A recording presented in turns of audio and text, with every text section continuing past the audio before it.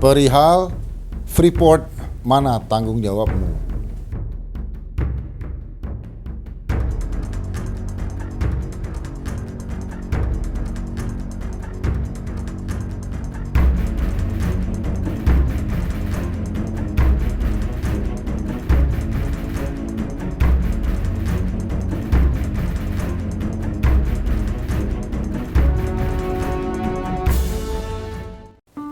Pemirsa, PT Freeport Indonesia adalah satu dari investasi PMA yang sekarang sudah menjadi milik pemerintah yang bergerak fokus di bidang pertambangan, yang mana sejak tahun 1967 Freeport beroperasi untuk penambangan tembaga, koper ya. Dan setelah berapa tahun kemudian ternyata ditemukan tambang emas, sehingga Freeport Indonesia melakukan penambangan dua, tembaga dan emas. Dan menurut istilah teknisnya, Freeport itu menambang open pit, jadi terbuka ya. Nah, pemirsa, tahun 1967 Freeport pertama kali membuka tambangnya di Tembagapura di daerah Timika, Papua. Yang mana pada saat itu gunung yang terkenal di situ adalah bernama Gunung Jayawijaya, yang pada saat itu masih ada dan masih banyak saljunya.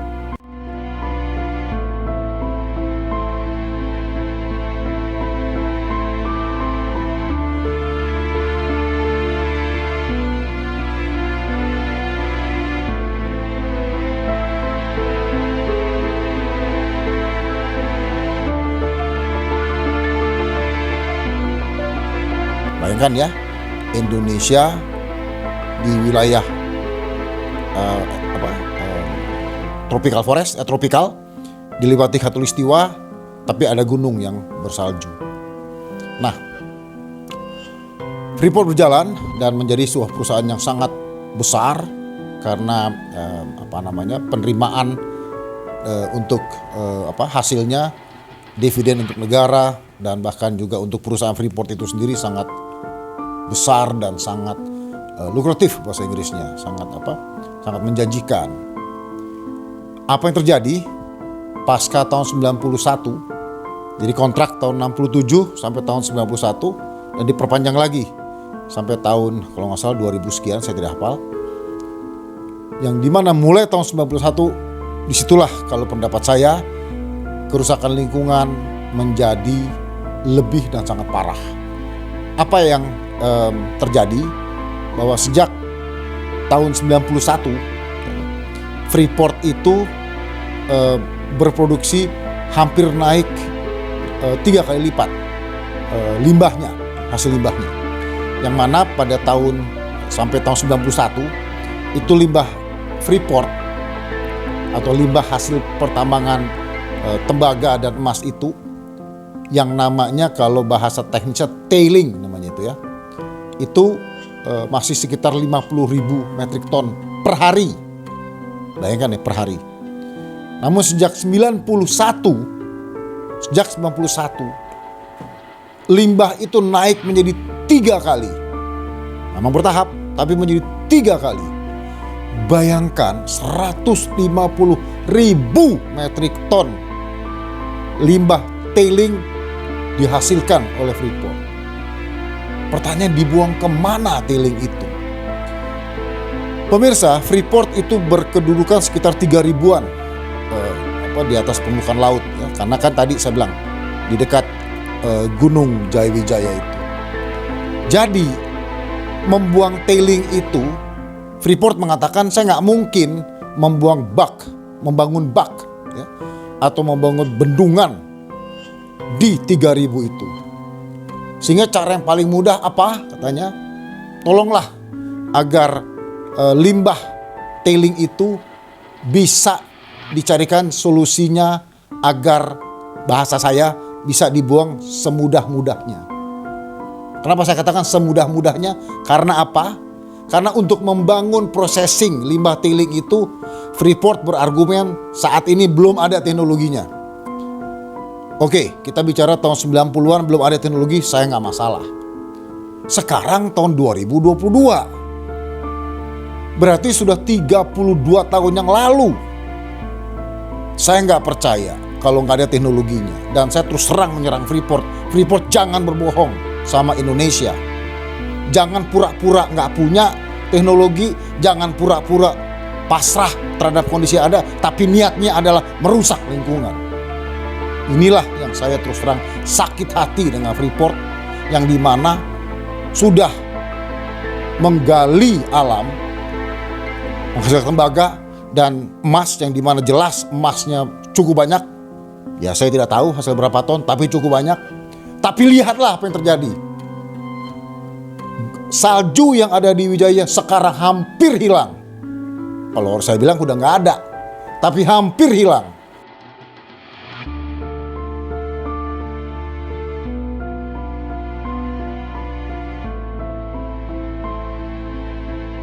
Dan kalau kita lihat terbang dari udara, lobang gunung masuk gunung ke bawah terhadap dampak daripada open pit itu dahsyat luar biasa.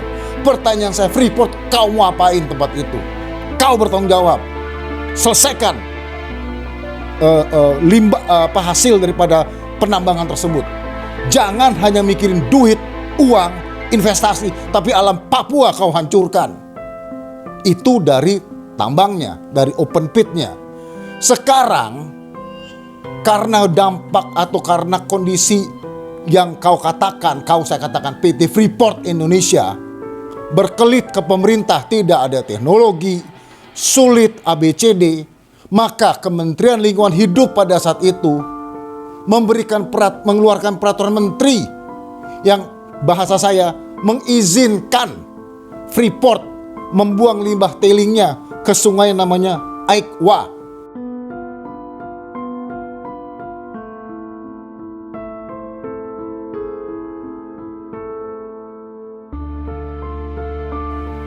Sungai dikorbankan, hancur hanya gara-gara Freeport. 150.000 ton per hari dibuang ke sungai Aikwa tersebut. Di mana moral kamu PT Freeport dan KLH, sekarang jadi KLH? Tolong, kau sudah izinkan satu sungai hancur, hilang yang namanya tanda kutip biodiversity-nya, hilang yang namanya fungsi sungai itu. Sekarang berubah itu semua menjadi bencana malapetaka. Ya, Freeport berkelit, kita begini, kita begitu, kita begini. Oke, yang saya cuma minta pertanggungjawabannya adalah apakah sampai sekarang tidak ada teknologi untuk memproses tailing di ketinggian 3.000 itu? Tolong Freeport jawab dengan jujur, dan kau perusahaan Amerika Serikat, teknologi canggih, berpikiran maju, jangan bohongi lingkungan hidup. Sekian, salam. Perihal energi fosil versus energi terbarukan.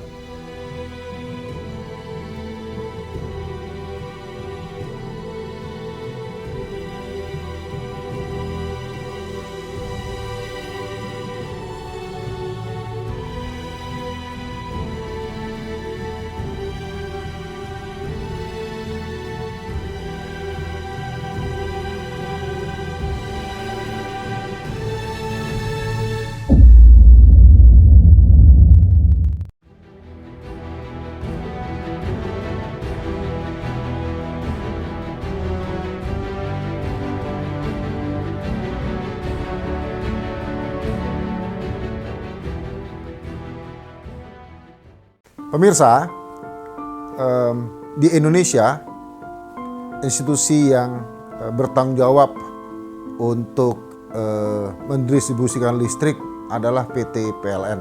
Nah, PT PLN ini banyak sekali memiliki pembangkit listrik namanya.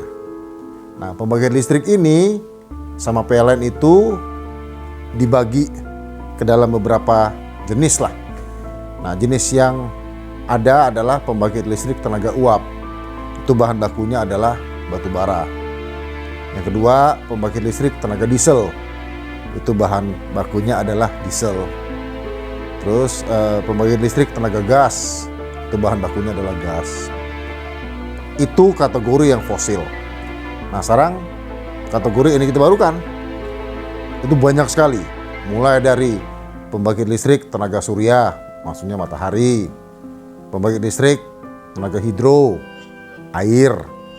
Pembangkit listrik tenaga mikrohidro, itu air yang skala lebih kecil. Pembangkit listrik geotermal, angin, ombak, dan macam-macam.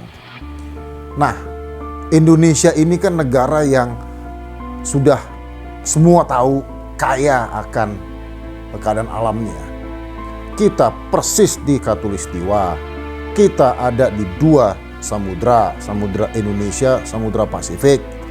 Kita ada di dua benua, Asia dan Australia.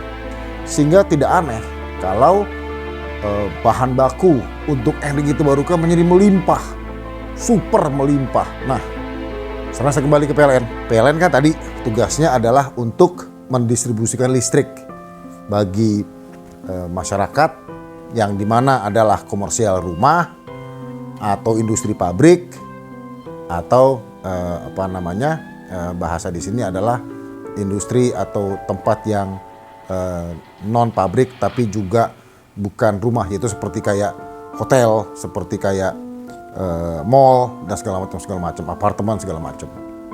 Nah, sekarang fakta mengatakan, dari ini saya baca dari info dari CNBC ya, bahwa penggunaan PLTU tahun 2022 itu akan diperkirakan akan 68,43 juta metrik ton. Nah, itu untuk PLN sendiri. Jadi PLN tadi saya katakan kan punya pembangkit listrik sendiri. Tapi PLN juga membeli listrik dari namanya IPP, Independent Power Plant. Artinya pihak swasta yang membangun pembangkit listrik dan PLN membeli listriknya. Di mana rata-rata pembangkit IPP itu di sini menggunakan batu bara, yaitu yang namanya IPP, Independent Power Plant. Itu sejumlah 50,76 juta metrik ton. Jadi pemirsa, penggunaan batu bara berdasarkan informasi CNBC Indonesia itu untuk 2022 itu 119 juta. Bayangkan ya, 119 juta. Ya, produksi batu bara Indonesia 625 jutaan kira-kira. Jadi itu 20%-an. Yang bikin saya kesal luar biasa. Ini tetap mau pakai batu bara karena PLN merasa bahwa batu bara itu 625 juta. 25%-nya cuma sekitar 130-an tadi. Buktinya 119, 120 ya. Berarti bisa ada yang supply kan? Sure, yang supply pasti ada. Tapi PLN sadar bahwa batu bara itu ekstraktif, menggali, merusak lingkungan. Tahu PLN itu. Tahu betul. Tapi murah. Nah, sekarang kenapa PLN bahasa saya tuh main umpet-umpetan, main tak umpet nih sama teman-teman pelaku energi terbarukan. Apa alasan PLN? Mahal. Logikanya mahal tuh bagaimana? Kalau saya adu misalkan dengan PLTS, pembangkit listrik tenaga surya, matahari. Maaf ya, saya orang bodoh. Saya bukan bisnis di energi terbarukan. Matahari itu gratis. Orang tiap hari di Indonesia ada matahari kok. Coba dari 365 hari. Berapa hujan? Saya yakin nggak akan mungkin di atas 9 bulan. Nggak mungkin. Apalagi kalau kita bicara di NTT yang panasnya luar biasa. Atau kita ke arah di atas Khatulistiwa. Misalkan Kalimantan Utara, Kalimantan Barat. Itu panasnya luar biasa. Kata siapa PLTS atau listrik surya itu mahal? PLN mengatakan mahal. Jadi saya nggak mau beli surya. Saya hanya mau beli batu bara karena murah. Nah, saya mencoba menyusur gitu. Kenapa sih? Apa sih? Kok bisa batu bara yang ekstraktif ya, menggali alam Hutan dibongkar menjadi batu bara lebih murah daripada matahari. Apa pemirsa? Ternyata biang keladinya Kementerian Keuangan. Kenapa? Memberikan insentif free pajak, free ini, free itu.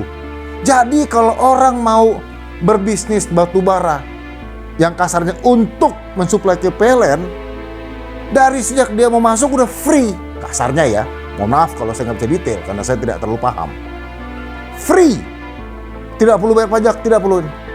Nah sementara kalau untuk di PLTS dikenakan pajak, misalkan pajak impor, pajak ini, pajak itu. Jadi sebelum bisnis pun pembangkit listrik surya sudah punya modal pajak itu. Batu bara nol. Bagaimana? Dari mana hitungannya? Dari mana ekonomisnya surya bisa menang dengan batu bara kalau hitungannya begini? Jadi tidak adil Kementerian Keuangan di sini. Tidak berpikir pembangunan berkelanjutan. Nah, sementara PLN pun karena tugas negara untuk menjual listrik murah, ya dia cuma mengatakan ya, saya mau beli listrik energi terbarukan asal murah. Tapi selama mahal, sorry, saya nggak peduli. Jadi PLN pun juga tidak mau bicara dengan Kementerian Keuangan, mengatakan, look, kalau mau adil dong. Kalau mau murah, benar murah, free play, adil. Apa yang diberikan oleh penambang, apa yang diberikan oleh Kementerian Keuangan ke penambang batubara sama diberikan ke para pengusaha untuk energi terbarukan, misalkan PLTS, sama, apple to apple. Jangan apple beradu misalkan dengan sirsak, ya nggak ketemu. Jadi selama pola pikir Kementerian Keuangan tidak adil, lupakan energi terbarukan ini. Untuk itu saatnya bicara dengan Ibu Sri Mulyani, Bu, silahkan Ibu gitu, hancurkan dunia ini Bu, hancurkan Indonesia ini hanya gara-gara Ibu membela batubara. Semoga Ibu betul-betul bisa memahami bahwa fosil menghancurkan Indonesia Bu, bukan mensustainkan Indonesia, tapi energi terbarukanlah yang membuat Indonesia sustain. Terima kasih, salam perihal. Ada perusahaan Amerika Serikat yang negaranya juga memberikan hutang ke Indonesia, mau menginvestasikan perusahaannya itu di Papua.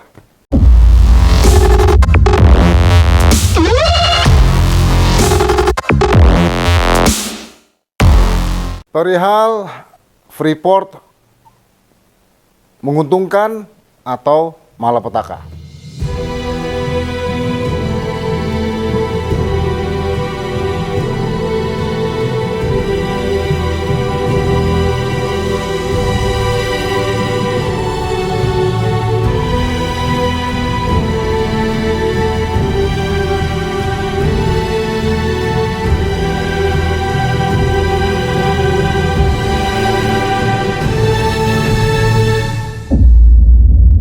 Pemirsa, Freeport adalah perusahaan pertambangan milik waktu itu Amerika Serikat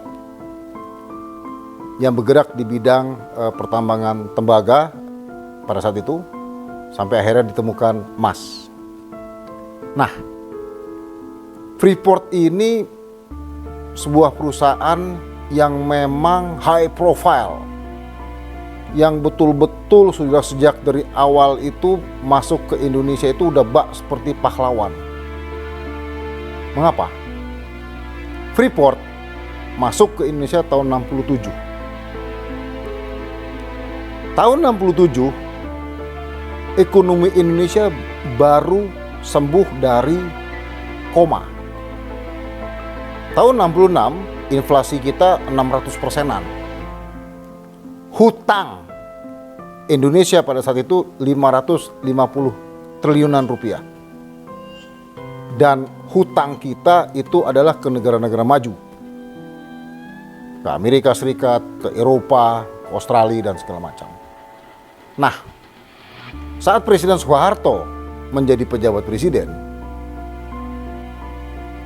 sesuai dengan cerita daripada Profesor Emil Salim, setiap duta besar Amerika, Eropa bertemu dengan Presiden Soeharto, pertama basa-basi, pertama tanda kutip nanya bagaimana, ujungnya apa? Pak Presiden, kapan hutang kamu mau dibayar? Lama-lama gerah juga nih Pak Harto. Akhirnya tanya, apa nih solusinya agar hutang bisa kita bayar dengan devisa kita, sementara inflasi kita masih menuju ke single digit, dari triple digit, ya, dari 600 sekarang menuju ke single digit. Maka datanglah satu perusahaan bernama PT Freeport McMoran. Mereka mengatakan, Bapak Presiden Soeharto, kita siap untuk invest di Papua. Bayangkan Papua ya, bukan di Jawa, bukan di Sumatera, Papua. Maka Indonesia flattered bahasa Indonesia gitu, tersanjung bahwa ada perusahaan Amerika Serikat yang negaranya juga memberikan hutang ke Indonesia mau menginvestasikan perusahaannya itu di Papua di bidang pertambangan yang pada saat itu tahun 60-an, tahun 67-an masih sedikit orang Indonesia mengerti pertambangan. Nah, maka Freeport betul-betul, bahasa saya, disambut dengan karpet merah, dengan fasilitas yang begitu hebat, sehingga Freeport merasa tanda kutip saya adalah penyelamat ekonomi Republik Indonesia. Apakah betul apa tidak? Silakan pemirsa yang menanggapinya. Namun malapetakannya apa? Malapetakannya tahun 67 Gunung Jayawijaya masih dalam bentuk hutan yang sangat baik, masih ada salju. Salju yang betul-betul salju dan turun salju kalau malam hari di Gunung Jayawijaya. Tahun 91 es mulai mengecil. Tahun 2020-an tak kalah, Presiden Jokowi lagi-lagi berhasil mendivestasi Freeport dari PT Freeport McMoran menjadi tanda kutip pemilik PT Indonesia Mining. Namun saya akan lihat ke sana, yang namanya kerusakan lingkungan luar biasa dahsyatnya. Sungai Aqua hancur, tailing luar biasa, Teluk Amawapari tercemar, ikan mati, biodiversity terganggu. Itulah Freeport yang tahun 67 pahlawan, tapi tahun 2022 ini membawa bencana bagi lingkungan hidup, khususnya di Papua. Maka pemirsa, silahkan dianalisa apakah Freeport betul pahlawan atau Freeport penghancur lingkungan. Terima kasih, salam perihal. Perihal greenwashing, realita atau penipuan publik.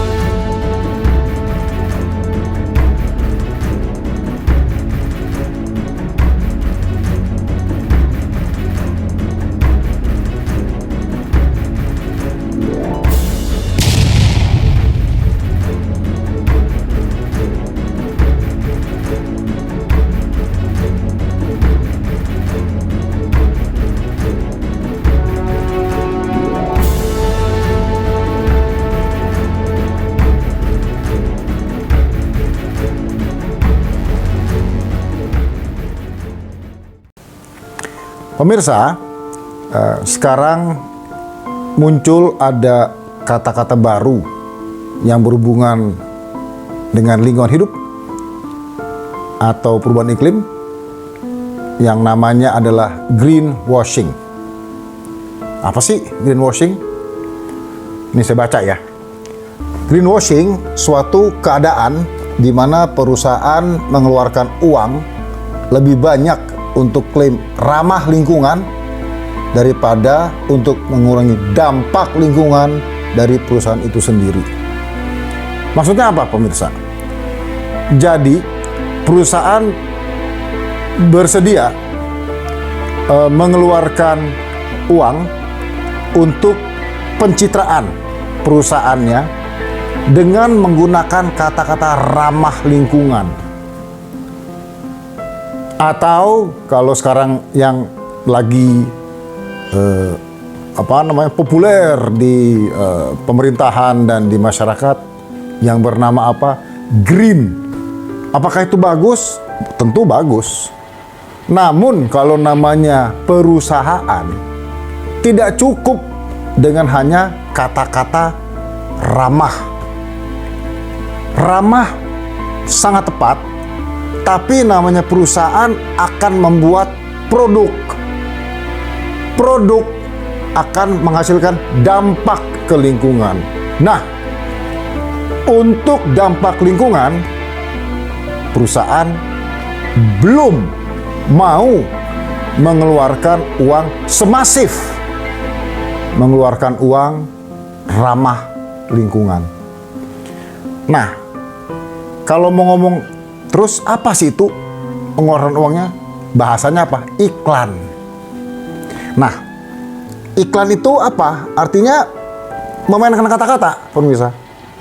Contoh, jadi ada satu perusahaan yang mengatakan bahwa produknya itu adalah compostable atau biodegradable. Wah, artinya serius ya. Artinya betul-betul what the hell is that? Bahasa Inggrisnya gitu ya. Compostable itu bahasa kasarnya sesuatu produk yang bahasa kasarnya bisa diolah kembali. Kira-kira begitu. Maka diolah kembali tentunya kan kalau dalam bahasa iklan ramah lingkungan. Sekarang ini produk eco-friendly. Wah, itu luar biasa kan kata-kata itu kan. Eco-friendly itu kan bahasa kasarnya, eco itu kan alam. Friendly kan sahabat, berarti kan sahabat alam. Tapi kalau barangnya ternyata sarang sama pemirsa sering dilihat di tempat sampah, di pantai, di jalan, nah eco-friendly-nya mana? Jadi hanya di kata-kata yang cantik, tapi di realita bullshit. Inilah yang saya katakan antara realita sama penipuan publik. Sekarang kenapa sih perusahaan itu marak atau senang sekali dalam menjual kata-kata ramah lingkungan? Pemirsa, percaya nggak kalau perusahaan itu gembor-gembor dengan ramah lingkungan, dia malah menguntungkan, malah mendapatkan banyak uang. Karena apa? Karena yang menonton, mendengar, percaya terhadap iklan itu bahwa barangnya adalah eco-friendly. Padahal seperti saya bilang tadi, eco-friendly di kata, di dampak, nanti dulu. Nah, jadi perusahaan betul-betul semangat sekali dengan mengiklankan, menggunakan jargon-jargon tadi ramah lingkungan, eco-friendly, green dan segala macam. Kata, itu hanya di kata, bukan di realitas, tidak di dampak. Jadi, kita mulai lagi. Survei ya, bahwa 66%, bayangkan 66% pemirsa sebagai konsumen rela membayar produk itu. Karena apa? Iklan. Pemirsa terbuai dengan gimmick iklan, kata-kata iklan yang dimana ramah, green, eco-friendly. Nah, sekarang hebatnya lagi, target daripada perusahaan-perusahaan yang bikin iklan itu yang diarahkan adalah generasi muda, generasi Z, yang dimana semua main gadget, semua main medsos, sehingga begitu ngeliat iklan, oh kata-kata menarik nih, Gaya menariknya itu langsung di viewer, langsung dilihat. Tapi apakah mereka mengerti iklan itu? Bahwa perusahaan itu tuh hanya jago ngomong. Di sini yang saya